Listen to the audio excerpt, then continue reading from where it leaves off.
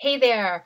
So I love talking about this question that comes up so much with clients, and in fact, just came up with one of my coaching clients, and I wanted to address it.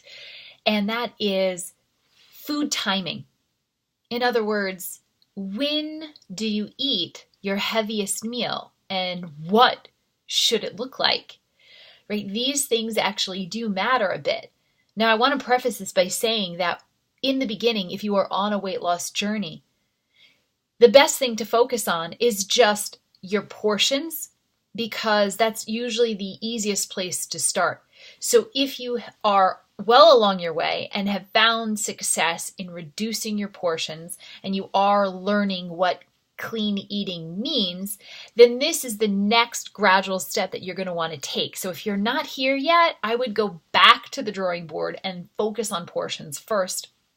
But if you're well into your journey, this is a step that you are going to want to concentrate on because it does matter. So it's a pretty simple rule to live by with regard to food timing. You want to eat your larger meals earlier in the day and get lighter as the day goes on. Why? Pretty simple science. Because throughout the day, you are going to move and burn calories, right? Just to exist, just to go to work, just to do the dishes, just to take your kids to and from their activities and to get your exercise in. So in the morning, having a larger meal with more caloric content means that you have the rest of the day to work through that, to burn it. And then as the day goes on, you have less and less hours left before sleep, so you aren't going to require as many calories before bedtime. So that's when you want to start to eat less. Now, unfortunately, in American society, we usually save dinner for our largest meal of the night, and we have to reverse that thinking.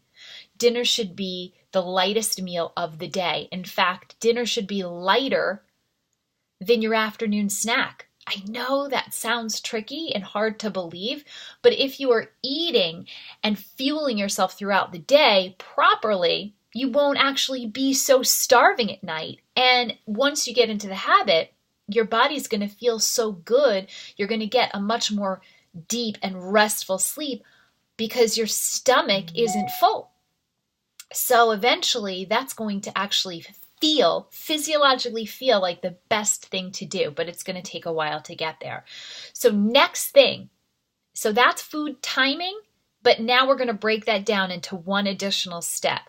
So largest meals in the beginning of the day, and typically you want to put some carbohydrate, some healthy fat, and some protein into those meals. So typically I suggest my clients always start their day with a healthy serving of protein, carbohydrate, fat for breakfast.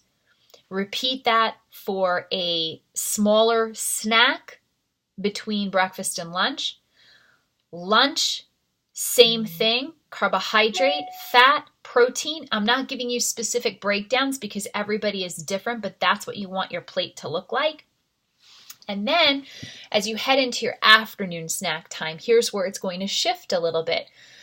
You're going to want to concentrate more on getting in your protein and then a small serving of healthy fat.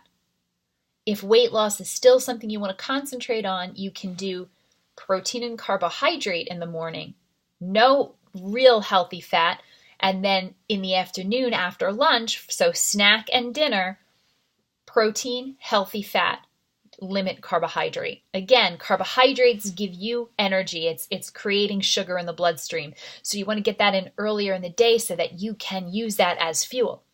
Toward the end of the day, you want to ingest some healthy fat because that's going to help you repair, recover, and get a really good night's sleep. So, breakfast, big, carbo, definitely your protein. Repeat that in a smaller version for a snack. Repeat that for lunch. Afternoon snack. Now you're shifting into a smaller snack, protein, healthy fat, dinner, small meal, protein, healthy fat, and you have just laid out an incredibly healthy, well-fueled day. Hope that was helpful.